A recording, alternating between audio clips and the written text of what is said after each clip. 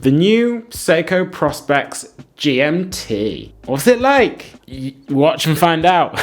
Right, so first of all, I'm not an expert. I'm just a watch nerd. So if you got any comments, any things to add, just put them in the comments. I'm always happy to find out. Right, so this watch, the Seiko Prospex GMT. This one specifically that I have is the reference number SPB381J1, or the marine green. Hold on a second, Josh. Did you buy this? Did I buy it? Full disclosure, Seiko gave it to me. Was it to make a video of it? No. No. It was where I work, at an AD, and I sold so many of them. I sold so many Seikos for a couple months, they gave me a free watch. And this was that watch. So I thought, free watch? That's content. So that's why you're watching this video. Let's talk about it. Now, feature set. It's a 200-meter dive watch. Sexy. We like that. That's cool. It's got a 42mm case diameter. It's got a ceramic bezel. It's got a GMT function. It's not a true GMT. It doesn't have an independently settable hour hand, only an independently settable GMT hand. I don't mind that though. And it's got a date wedged between 4 and 5 o'clock. I need some water. The water went down wrong. So the ceramic bezel on this watch specifically is beautiful. It's lovely.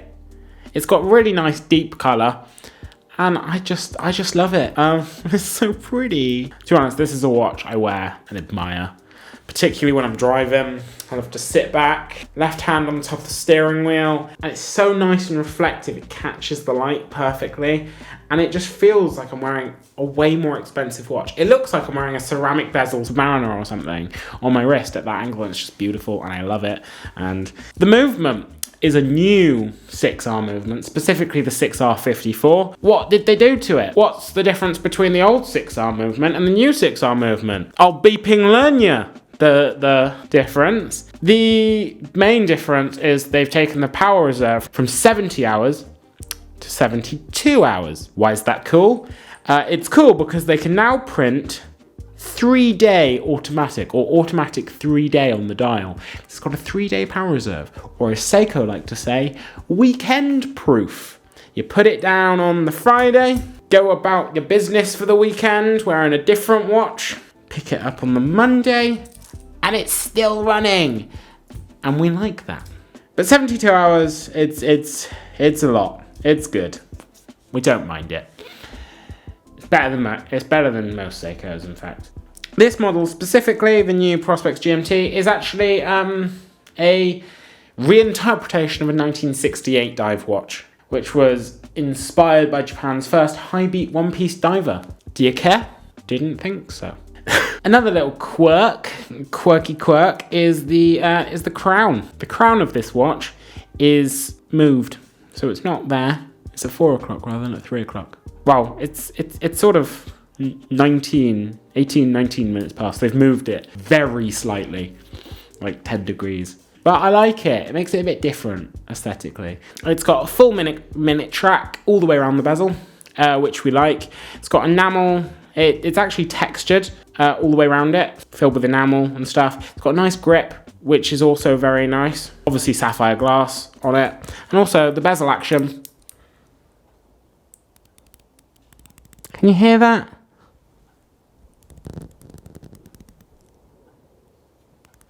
It's not the clickiest, but it's tactile. It's very tactile, maybe a bit mushy, but it is tactile enough. To be honest, bezel ASMR is really good, and Terry's is a lot better for bezel ASMR. Terry's new Hamilton Khaki Field Expedition. Go watch the video. To the bracelet. It's got a 3-link design. It's not Y-shaped links or anything. It's actually separated links, and each link is sort of D-shaped. Sort of like a bit of a chunkier presidential bracelet from Rolex. So 3 links, sort of a cross between Oyster. If you want to think of it in Rolex terms, cross it between the Oyster bracelet and the presidential. The clasp is really nice. It's a really nice solid milled clasp with buttons to release it. You press the buttons and it's got a nice lock. I do have one complaint about the bracelet though, I'll be honest. It's quite solid, but it just feels a bit rattly.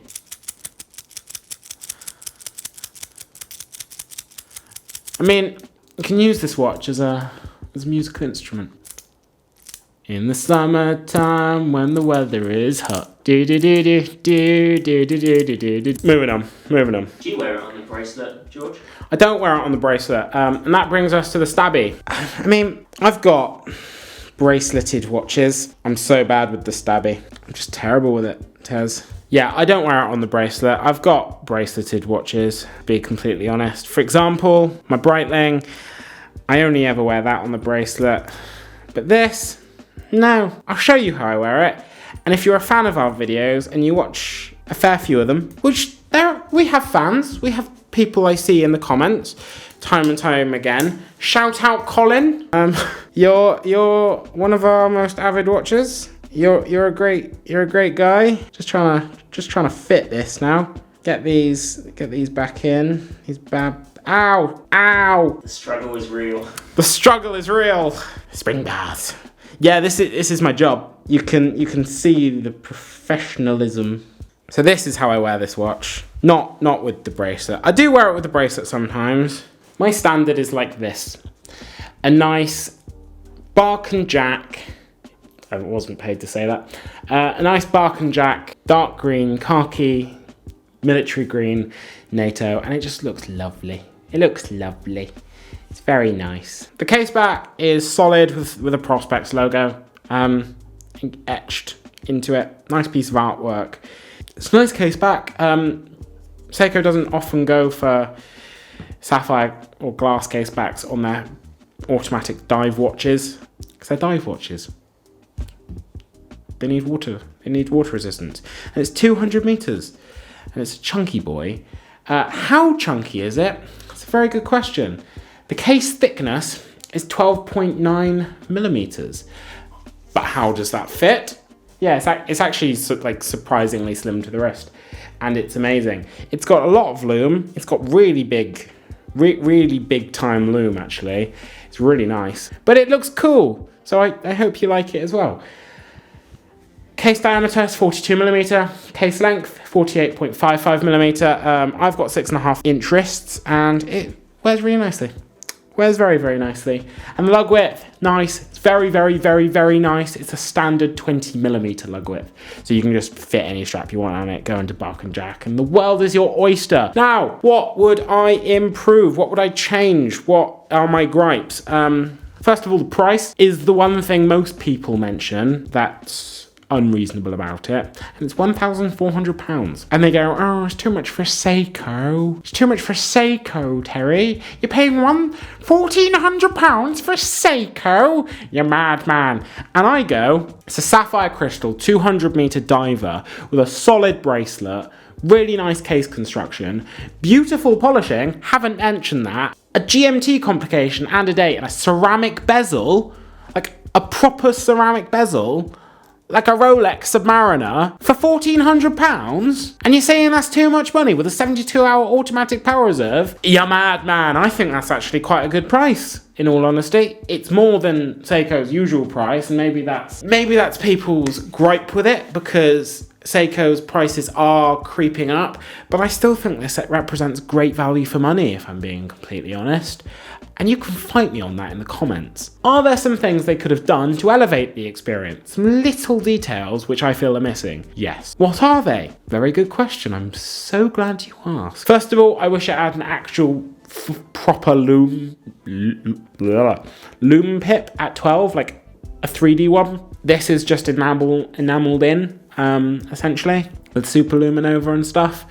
It's completely flat, but a little bit of texture like the rest of the lume. It's completely flat. I would have liked an actual proper big sort of bubble lume pip. What else? Yeah, rattly bracelet. That's one I've already mentioned. What else? I wish there was a Seiko X Prospex logo on the crown. I think that would have been nice. That would have been a nice little detail rather than a plain crown. I like engraving engravings on the crown. I like a decorated crown, and it feels like a mist trick. The dial was beautiful. It's got, I would have liked an applied Seiko logo, but that's really nitpicky. It's not something they really ever do unless you're going for Grand Seiko. So that's really nitpicky, but something I would have liked to see, even though it's pretty unreasonable. It's an unreasonable expectation, I feel. A lot of text. It says GMT automatic 3 days, divers 200 meters. That's a lot of text. But I feel like that's all the... I feel like they could have said auto 3 days rather than automatic 3 days. But again, massively nitpicky. I love this watch. Since I got it, I've been wearing it every day. I genuinely think it's an excellent watch. Those were my biggest gripes about it. If you've got £1,400 and you need an all-in-one holiday watch, that's what this is. You can wear it swimming. You can set the GMT time to back home and everything. You never have to take it off. It looks great with a suit on the steel, or even get a 20mm leather, stick it on. It's a great versatile watch. It's an all-in-one holiday watch. That's what I'm touting it as. At actually not a terrible price if you're in the market for a high-end Seiko or a sort of low-end luxury, I guess. What do you think of this watch, Terry? I love a green dial. I love a green dial. I love a green dial, and this is one hell of a green dial. And on the green native, calls to me. It calls to you. Calls to me. Calls to you. What do you guys think of it? Am I wrong? Am I too lenient on this watch? I have gripes. The accuracy is another one. Rated at -15 plus 25 seconds a day. It's not very accurate. To be fair, most of that is down to the fact Seiko does their movement accuracy ratings completely differently to the rest of the market. Did you know that? Side note. Side part. The Swiss watch industry always rates their movement accuracy for the best performing watch that they test. Seiko rates their movements for the worst. So you always get something that's better, which is nice. So you're never disappointed with Seiko.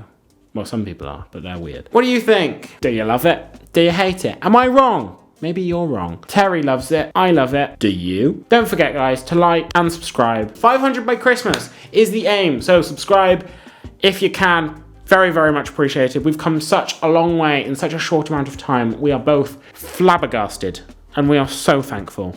And don't forget to watch yourselves.